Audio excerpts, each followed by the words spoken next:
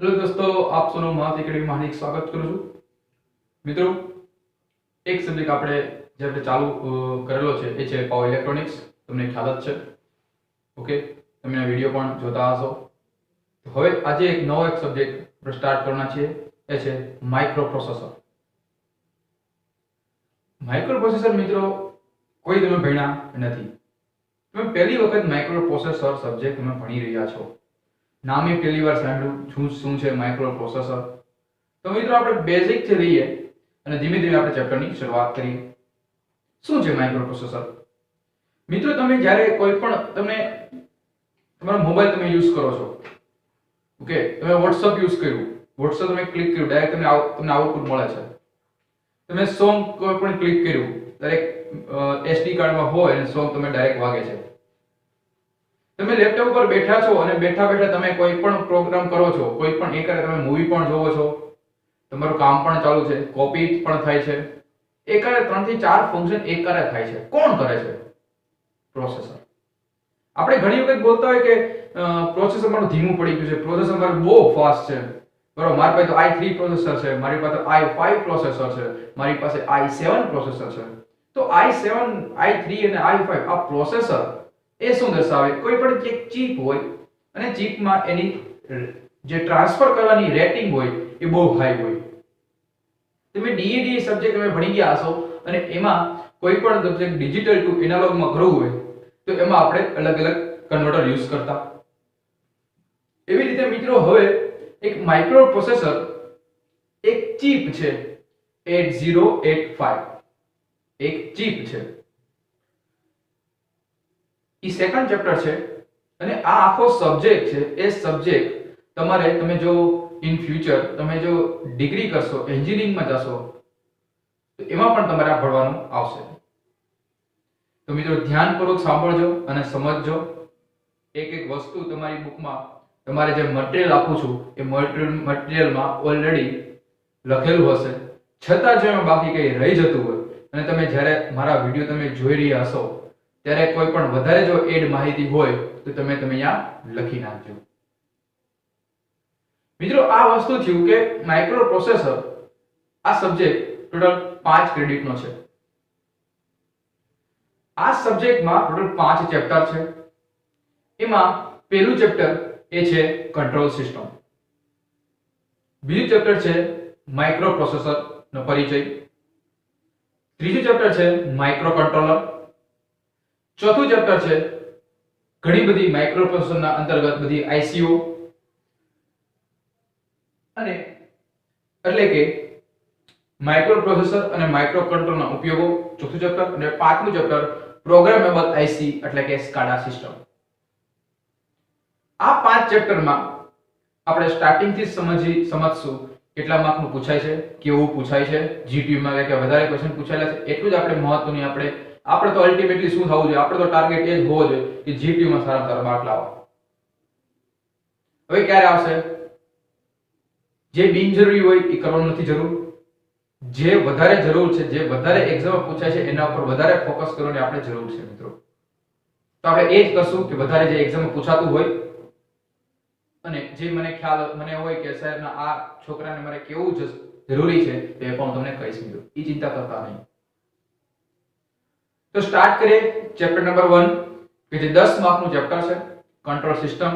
તમારે જ્યારે mid same આવે ત્યારે તમારે મારા ખાતે બે ચેપ્ટર હોય છે, 2 થી 2.5 ચેપ્ટર।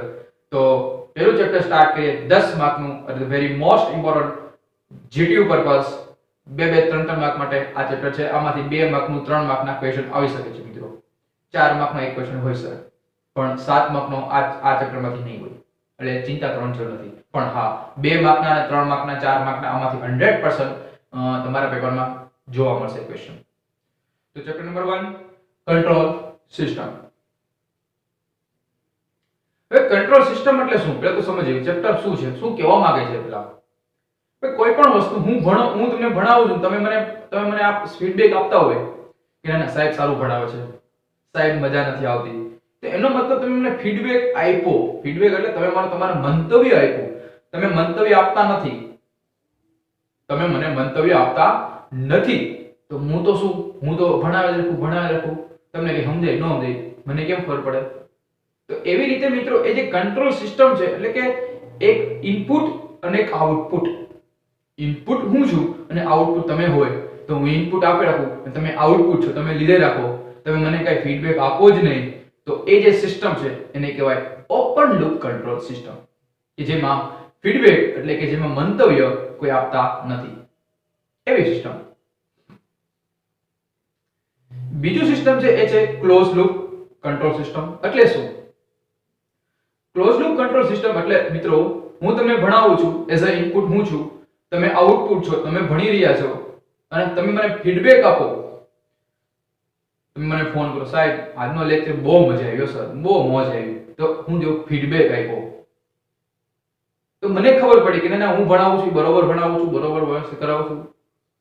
તો એક ફીડબેક આપે આઉટપુટ છે, એ આઉટપુટ ઇનપુટ ને આઉટપુટ સિસ્ટમ છે, એક ઇનપુટ સિગ્નલ ને ઇનપુટ સિસ્ટમ ને એક સિગ્નલ થ્રુ માહિતી આપે. એ સિગ્નલ એટલે ફીડબેક સિગ્નલ. તો એવી સિસ્ટમ કે જેમાં ફીડબેક સિગ્નલ હોય એને ક્લોઝ લૂપ કંટ્રોલ સિસ્ટમ કહેવાય. હવે આ બધા છે ઓપન લૂપ અને ક્લોઝ લૂપ. તો બધું ક્યાં હોય? ઇન્સ્ટ્રુમેન્ટેશન માં, એટલે કે ઇન્સ્ટ્રુમેન્ટમાં બધું યુઝ થતું હોય. તો કોઈ પણ ઇન્સ્ટ્રુમેન્ટ હોય, તમે EI માં ભણી ગયા, ઇલેક્ટ્રોનિક્સ એન્ડ ઇલેક્ટ્રિકલ મેઝરમેન્ટ. હવે એમાં આપણે ઘણા બધા ઇન્સ્ટ્રુમેન્ટ ભણી ગયા હતા, MI, MC, ammeter, voltmeter. Okay, તો એ જે કોઈ પણ ઇન્સ્ટ્રુમેન્ટ છે એ ઇન્સ્ટ્રુમેન્ટનો રોલ શું હોય એમાં ભણી ગયા તમે, what is the role of instrumentation in system. તો પેલો આ પણ એક્ઝામમાં છેલ્લા 4 કે 5 પેપરમાંથી વારંવાર રિપીટ થયો છે. 2 માર્કમાં શું ક્વેશ્ચન હતો કે ઇન્સ્ટ્રુમેન્ટેશનમાં કંટ્રોલ સિસ્ટમની ભૂમિકા, role of control system in instrumentation. કે શું રોલ છે કંટ્રોલ સિસ્ટમમાં, ઇન્સ્ટ્રુમેન્ટનો શું રોલ છે મિત્રો?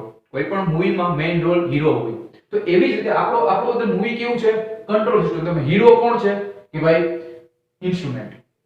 શું છે ઇન્સ્ટ્રુમેન્ટનો રોલ? સૌથી પહેલું મારી જે આ જે છે ઇન્સ્ટ્રુમેન્ટેશન એ કંટ્રોલ સિસ્ટમ માનવ રહિત હોવાને લીધે કેવી છે? એમાં હ્યુમન બીંગ છે નહીં, માનવ રહિત છે. માનવ રહિત હોવાને લીધે આ એક્યુરસી ધરાવે છે. કોઈ પણ વસ્તુ, કોઈ પણ રોબોટ હોય આપણા કરતા વધારે ચોક્કસ કામ કરી શકે, આપણા કરતા લેપટોપ, આપણા કરતા કેલ્ક્યુલેટર વધારે ઝડપથી સરવાળા ગુણાકાર કરી શકે. આપણે મિસ્ટેક કરી શકીએ પણ એ મિસ્ટેક કરતા નથી. બીજી વસ્તુ રિલાયબિલિટી મળે, સારામાં સારો વિશ્વાસ પાત્ર મને ફીડબેક સિગ્નલ મળે. પ્રોસેસ ઝડપી બને. યસ, પ્રોસેસ તો ઝડપી બનવાની જ છે. બરાબર, હું તમને ગુણાકાર આપું 3 રકમનો, એ જગ્યાએ ગુણાકારનું કેસી ન કરું, કોણ જલ્દી કરે? Obviously calculator. ઝડપી રિસ્પોન્સ આપે, પ્રોડક્ટ કેવી યુનિફોર્મ બનાવે, પ્રોડક્ટ કેવી એક પછી ચાલુ કરે અને યુનિફોર્મ બનાવે, સરખી કમ્પ્લીટ કરે. એવું નહીં કે વચ્ચે ઊભી જાય, વચ્ચે નહીં. પ્રોડક્ટ કેવી યુનિફોર્મ બનાવે. એની ગુણવત્તામાં સુધારો પણ કરે, પ્રોડક્ટની ગુણવત્તામાં સુધારો કરે. અને છેલ્લે સેફ્ટી ફીચર્સ. શું છે? સેફ્ટી ફીચરનો પણ સમાવેશ આપણે કરી શકાય છે. તો role of control system in the instrumentation ક્યાં છે? ફર્સ્ટ ઓફ ઓલ શું છે? માનવ રહિત હોવાને લીધે એક્યુરસી છે. બીજું રિલાયબિલિટી છે, પ્રોસેસ ઝડપી બનાવે છે. સિસ્ટમ પ્રોસેસ એટલે પ્રોડક્ટ પ્રોસેસ ઝડપી બનાવે, પ્રોડક્ટ યુનિફોર્મ બનાવે તો સુધારો થાય ગુણવત્તામાં, અને એના લીધે સેફ્ટી ફીચર પણ આપણે એડ કરી શકીએ છીએ.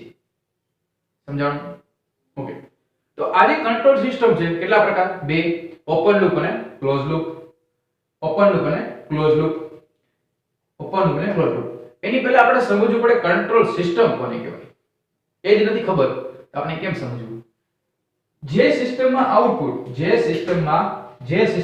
આઉટપુટ રાશિનો કંટ્રોલ ઇનપુટ રાશિમાં ફેરફાર કરવાથી થઈ શકે તો તેવી સિસ્ટમને કંટ્રોલ સિસ્ટમ કહેવાય. એનો મતલબ એવો કે આઉટપુટ રાશિમાં ને લીધે ઇનપુટમાં કઈ ચેન્જીસ થાય તો એને કહેવાય કંટ્રોલ સિસ્ટમ. જેમ કે હું તમને ભણાવું છું, તમે મને ફીડબેક આપો કે સાહેબ આજે બહુ મજા આવી નહીં ભણવામાં, તો ઇનપુટમાં મારે ચેન્જીસ લાવવા પડે, મારે અલગ ટેકનિક શીખવી પડે ભણાવવાની, અલગ રીતે મારે તમને ભણાવવું પડે, એનિમેશન થ્રુ ભણાવવું પડે, તો ભાઈ તમે એમ કહો ના સાહેબ હવે બરોબર છે. તો એ શું થયું? ઇનપુટ અને આઉટપુટ વચ્ચે શું થયું? કોઓર્ડિનેશન થયું.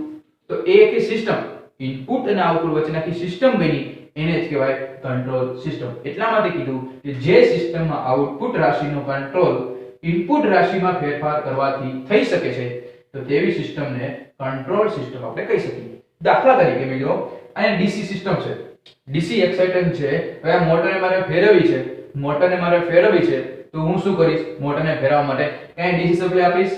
ડીસી સપ્લાય આપીશ એટલે આ શું થાય? આ ચોખ્ખું મેગ્નેટિક કોઇલ છે, એ મેગ્નેટિક કોઇલ એનર્જાઇઝ થશે અને આને લીધે આ શું ફરવા લાગશે.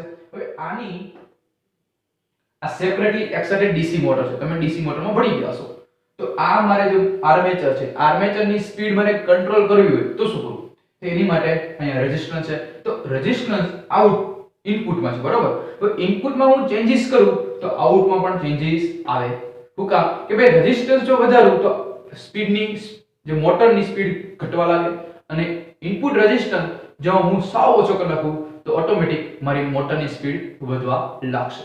તો આવી રીતે કંટ્રોલ સિસ્ટમ તમે કહી શકો. અને આના આધારે બે પ્રકાર પડ્યા, ઓપન અને ક્લોઝ લૂપ.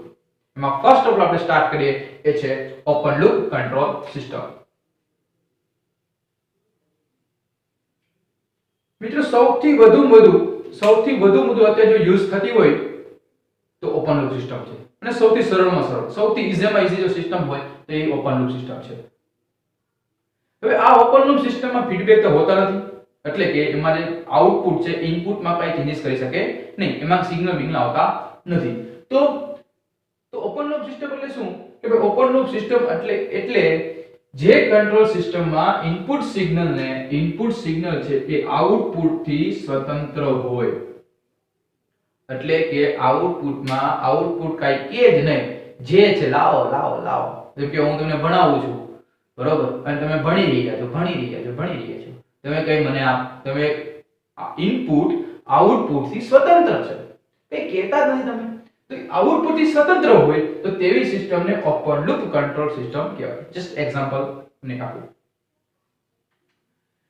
તમારા મમ્મી વોશિંગ મશીનમાં કપડા નાખે, ઓકે, 5 મિનિટ સેટ કરીને આપી દે, પછી બીજો કામ કરવા 5 મિનિટ થઈ એટલે સાયરન વાગવા લાગે, ટ્રું વાગવા લાગે, તમે જાઓ કપડા ધોવાઈ ગયા.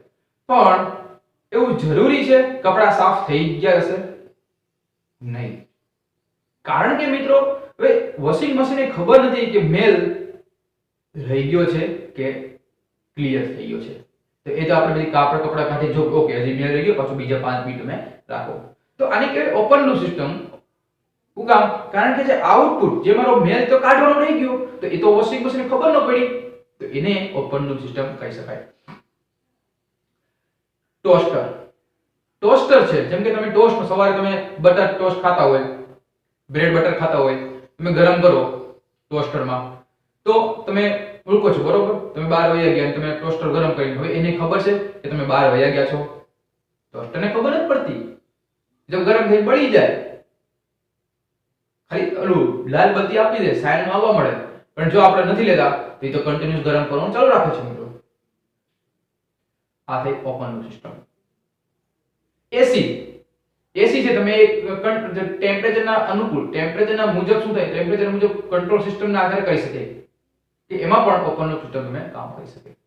તો આ બધી વસ્તુ મિત્રો ઓપન લૂપ સિસ્ટમ કહેવાય કે જે આઉટપુટ થી સ્વતંત્ર હોય. કંટ્રોલ એક્શન છે માત્ર ને માત્ર ઇનપુટ કમાન્ડ ઉપર જ આધાર રાખે છે. કીધું ને, માત્ર ને માત્ર ઇનપુટ કમાન્ડ ઉપર જ આધાર રાખે છે, ઇનપુટ પર આધાર રાખતું નથી. તો તેવી સિસ્ટમને આપણે ઓપન લૂપ કંટ્રોલ સિસ્ટમ કહીશું. આમાં આઉટપુટમાં કોઈ ફીડબેક લેવામાં આવતો નથી. વેરી મોસ્ટ ઇમ્પોર્ટન્ટ, આ લખવું પડે સાહેબ તમારે. ઓકે સાહેબ, તમારે લખવું પડે ભાઈ. કોઈ ફીડબેક માં લેવામાં આવતું નથી. જ્યારે કંટ્રોલને કોઈ કિંમત પર સેટ કરવામાં આવે, જ્યારે કંટ્રોલ સિસ્ટમથી કોઈ કિંમત, મેં તમને વાત કરી વોશિંગ મશીન 5 મિનિટ સુધી તમે સેટ કર્યું, ત્યારે આઉટપુટ રાશિમાં ઈચ્છા મુજબ આપણે ગોઠવી શકાય.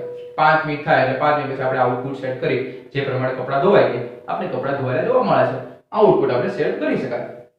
પરંતુ બાહ્ય ડિસ્ટર્બન્સ આઉટપુટ રાશિમાં ફેરફાર કરે છે.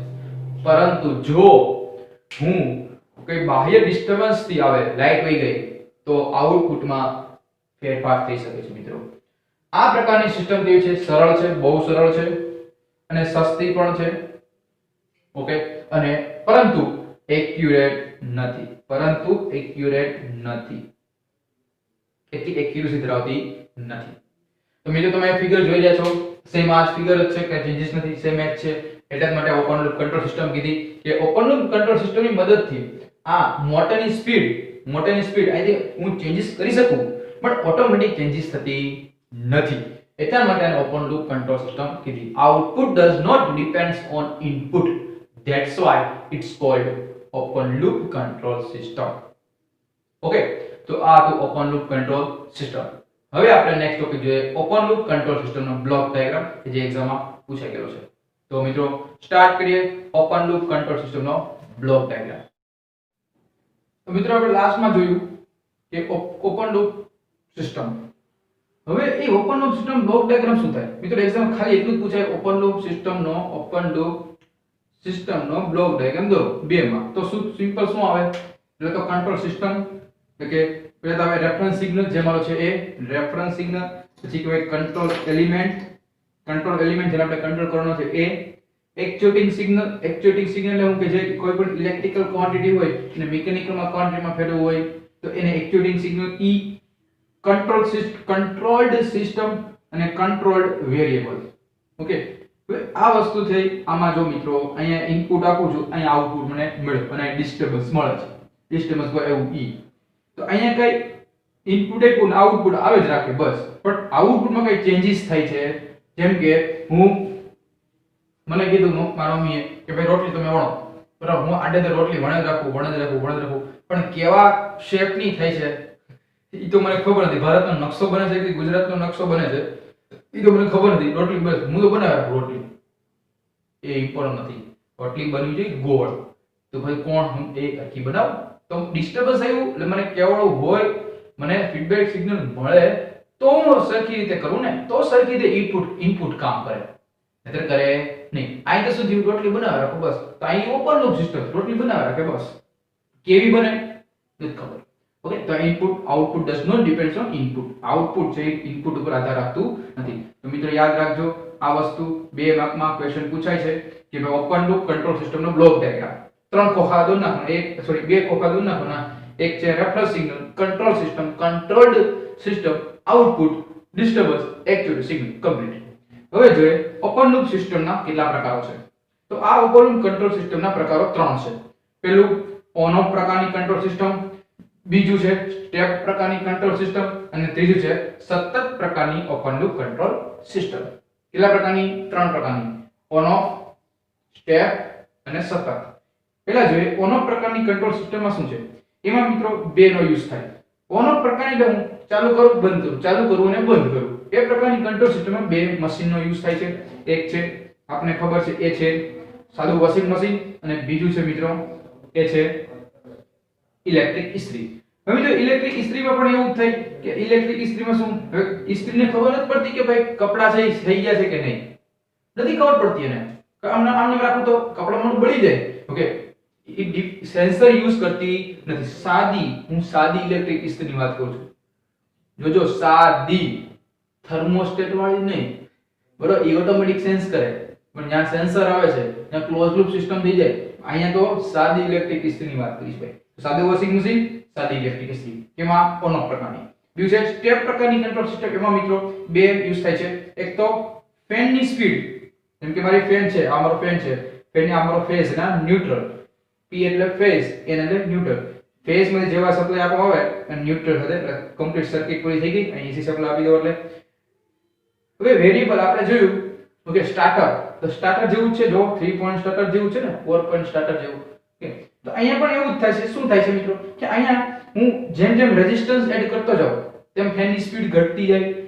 જેમ કે આપણું તમે યુઝ કરો છો, બરોબર, કે ભાઈ પંખામાં તમે હું રેગ્યુલેટર યુઝ કરો, તો જેમ મારો પંખો છે તમે 1 ઉપર ફેરવો, 2 ઉપર ફેરવો, તો એનો મતલબ શું કરો છો, રેઝિસ્ટન્સ ઘટાડો છો, એટલે ઓટોમેટિક તમે શું કરો, મારી સ્પીડ વધતી જશે. તો અહીંયા ફેનની સ્પીડ કંટ્રોલ માટેનું રેઝિસ્ટન્સ કંટ્રોલ કીધું ને, રેઝિસ્ટન્સ પ્રકારનું રેગ્યુલેટર છે. ટેપ ચેન્જિંગ ટ્રાન્સફોર્મર, તામાં પણ એ જ પ્રકારનું છે. રેઝિસ્ટન્સ ટેપ ચેન્જિંગ જે મારે જોતા હોય એ પ્રમાણે ટેપ ચેન્જિંગ કરી શકું અને આઉટપુટ લઈ શકું. સતત પ્રકારની કંટ્રોલ સિસ્ટમ એટલે શું? સતત પ્રકારની કંટ્રોલ સિસ્ટમ એટલે કે એમાં કન્ટિન્યુઅસ આઉટપુટ મળે છે, પણ વેરિયેબલ પ્રતિરોધ વડે લેમ્પના પ્રકાશનું કંટ્રોલ કરી શકું. જેવી કેમ કે રેઝિસ્ટન્સ છે, રેઝિસ્ટન્સ ઘટાડું, મારો લેમ્પ છે એ વધારે પ્રકાશ કરે, હું વધારે નાખું રેઝિસ્ટન્સ વધારું તો કરંટ ઓછો આવે, કરંટ ઓછો આવે એટલે મારો બલ્બ કયો હાવ ડીમ થઈ જાય. તો એવી રીતે જો રેઝિસ્ટન્સ એટલો કર્યો તો મારો બલ્બ ઓછો કરો, આ હું હાવ ઘટાડી નાખું તો મારો બલ્બ વધારે ગ્લો થવાનો છે. તો વેરિયેબલ પ્રતિરોધ વડે લેમ્પના પ્રકાશનો કંટ્રોલ. ફિલ્ડ સર્કિટ તો આપણે જોઈએ તો કે આ આપણે જોઈ હતી ને હમણાં.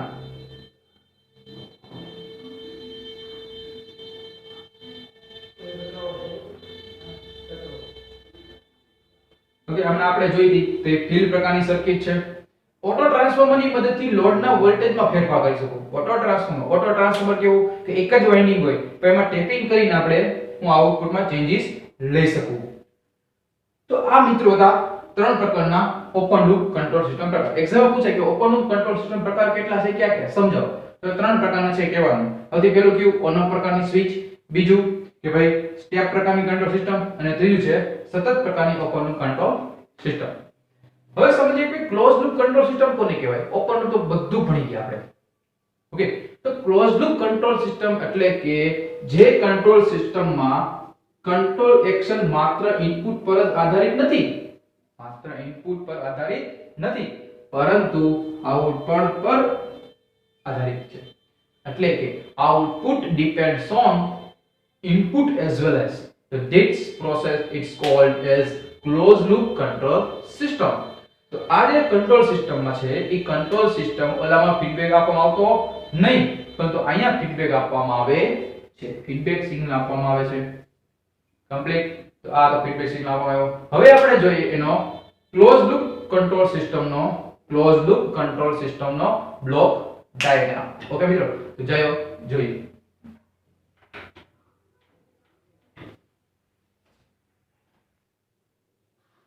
તો મિત્રો close loop open loop system ભણી. હવે જોઈએ ક્લોઝ લૂપ સિસ્ટમ. ઓકે, તો ક્લોઝ કંટ્રોલ સિસ્ટમનો બ્લોક ડાયાગ્રામ શું છે. તો ક્લોઝ કંટ્રોલ સિસ્ટમનો બ્લોક ડાયાગ્રામ તમે જોઈ રહ્યા છો આકૃતિમાં. મિત્રો એક્ઝામમાં આ પૂછાય, આ જ પૂછાશે. જોજો શું છે ક્લોઝ લૂપ કંટ્રોલ સિસ્ટમનો. મિત્રો સૌથી પહેલા જો કે ભાઈ ઇનપુટ આવે, પછી comparator, sensing and amplifier, actuator, output is depends on feedback signal and input આપણે આપે. તો સૌથી પહેલા શું આવે યાદ રાખો મારી યારે. સૌથી પહેલા ઇનપુટ પછી આવે સેન્સર એટલે કે કમ્પેરેટર. પહેલા ઇનપુટ પછી કમ્પેરેટર પછી સેન્સર પછી એક્ચ્યુએટર પછી ફીડબેક સિગ્નલ. પાંચ આમ જોઈએ તો ચાર ખોખા છે, 1 2 3 ને 4 ખોખા. બીજું બધું સમજો, પણ ખરેખર થાય શું સમજો કે જ્યારે ઇનપુટ સિગ્નલ છે એ ઇનપુટ સિગ્નલ અહીંથી આવ્યું તો કમ્પેરેટર ને એ કમ્પેરિઝન કરશે કોનું કે ભાઈ અહીંથી જે પેલા પ્રીવિયસમાં ભૂતકાળમાં જે સિગ્નલ આપેલું હશે આઉટપુટમાં એ બેને કમ્પેરિઝન કરશે. ઓકે, એ બે કમ્પેરિઝન કરશે, જોઈએ કે ભાઈ ઓકે બરોબર છે કે નહીં. તો એક કમ્પેરિઝન કરે અને કમ્પેરિઝન કરી જો એમાં કાંઈક એરર હોય તો એરરને કોણ કરે સોલ્યુશન કરે. અને જો મારે જોતું હોય વધારે આઉટપુટ, જો મારે જોતું હોય હાઈ આઉટપુટ જોતું હોય, ઓકે, તો બાય યુઝિંગ એમ્પ્લીફાયર નાનું સિગ્નલ હોય તો મોટા સિગ્નલમાં રૂપાંતર કરી નાખું, અને મોટા સિગ્નલ તો નાના સિગ્નલમાં રૂપાંતર કરી નાખું બાય યુઝિંગ એમ્પ્લીફાયર. હવે આ એમ્પ્લીફાયરનો યુઝ કરીને એક્ચ્યુએટર નાખું. હવે આ એક્ચ્યુએટરનું કામ શું છે મિત્રો. તો એક્ચ્યુએટર એટલે શું કે ભાઈ કોઈ પણ કંટ્રોલ સિસ્ટમમાં મારે કંટ્રોલ કરવો હોય તો બાય યુઝિંગ એક્ચ્યુએટર થી એક્ચ્યુએટિંગ સિસ્ટમનો હું કંટ્રોલ કરી શકું. અને પછી આઉટપુટ આવે, અને આઉટપુટ છે એ પાછો ફીડબેક સિગ્નલ થ્રુ પાછો ઇનપુટમાં આવે. ફરીથી પાછા બે કમ્પેરિઝન કરે, પાછી એરર હોય તો સોલ્યુશન કરે, સેન્સર એમ્પ્લીફાય કરે, નાનું સિગ્નલ હોય તો મોટું સિગ્નલ એમ્પ્લીફાય કરે, અને આવી રીતે પ્રોસેસ કન્ટિન્યુ આવે રાખે. તો આ તો મિત્રો ક્લોઝ લૂપ કંટ્રોલ સિસ્ટમનો બ્લોક ડાયાગ્રામ મોસ્ટ ટાઈમલી. હવે ક્લોઝ લૂપ કંટ્રોલ સિસ્ટમ છે, આમાં જે વાત કરી input, comparator, amplifier, actuator, feedback એ ઓલરેડી તમારા મટીરીયલની સામે છે, તમે જોઈ લેજો. હું બોલ્યો એ જ પ્રકારે છે. ઇનપુટ તરીકે તમને ખબર જ છે ઇનપુટ છે, તો ઇનપુટ તરીકે કોનો સમાવેશ થશે. તો ઇનપુટ છે તો ઈચ્છિત આઉટપુટ મુજબ આપણે ઇનપુટને સેટ કરવામાં આવે છે. પછી કમ્પેરેટર અથવા એરર ડિટેક્ટર, તો શું કરવામાં આવે કે કમ્પેરેટર છે બે સિગ્નલ આપવામાં આવે છે, એક રેફરન્સ સિગ્નલ અને બીજું કયું હોય આઉટપુટ. એ બેને કમ્પેરિઝન કરે અને જો એરર હોય તો એરરને સોલ્વ કરે. પછી એમ્પ્લીફાયર, તો એમ્પ્લીફાયર શું કરે કે ભાઈ એરર સિગ્નલને એમ્પ્લીફાય કરે, નાનો સિગ્નલ હોય તો મોટા સિગ્નલને કન્વર્ટ કરે. એક્ચ્યુએટર, તો એક્ચ્યુએટર છે એ સિસ્ટમમાં કરેક્ટિવ એક્શન આપે, સાચી એક્શન આપે, ખોટી એક્શન આપતા નથી. અને પછી ફીડબેક, કે જે ફીડબેક સિગ્નલ છે એ પાછા નેટવર્કને ફરીથી આપે. તો આ આખું તમે આની વિશે લખવાનું, આ ડ્રો કરવાનું, 4 માર્ક. સમજાણું? તો close loop control system block diagram દોરી સમજાવો, 4 માર્ક. હવે છે ક્લોઝ સિસ્ટમ. ઓપન લૂપ સિસ્ટમના પ્રકાર હતા સેમ એવી રીતે ક્લોઝ લૂપ સિસ્ટમના પ્રકાર કયા કયા છે? On off close loop system, તો ઓન ઓફ માં શું ઓલામાં હતું? સાદી ઇસ્ત્રી, સાદું વોશિંગ મશીન. તો આમાં આવશે ઓટોમેટિક ઇસ્ત્રી, ઓટોમેટિક વોશિંગ મશીન. બરાબર. ઇલેક્ટ્રિક ઇસ્ત્રી, રેફ્રિજરેટર અને વોટર લેવલ ઇન્ડિકેટર. તો એ જ છે, બીજું કઈ વધારે કઈ સમજવું છે નહીં. સતત પ્રકારની સિસ્ટમ છે, તો સતત પ્રકારની સિસ્ટમ ઓલામાં પણ આવું હતું, પણ એમાં હું સેન્સ નહોતો કરી શકતો, ડીસી મોટરને કંટ્રોલ નહોતો કરી શકતો. ઓકે, આપણા મુજબ યુઝર ડિપેન્ડ મુજબ કંટ્રોલ નહોતો કરી શકતા, પણ અહીંયા શું છે ઓટોમેટિક હું કંટ્રોલ કરી શકું. અને તમે મને જોઈ રહ્યા છો, ઓકે, આ શૂટિંગ ચાલતું હશે ત્યારે શું હોય, કેમેરાનો એક્સપોઝર થતો હોય, હું આમથી આમ આટા વાળું છું તો કેમેરો એ રીતે એડજસ્ટ થતો હોય કે જેથી મારો તમને અક્ષર દેખાય, મારો ફેસ પણ હરખું દેખાય. તો એને કહેવાય કેમેરાનો એક્સપોઝર કંટ્રોલ.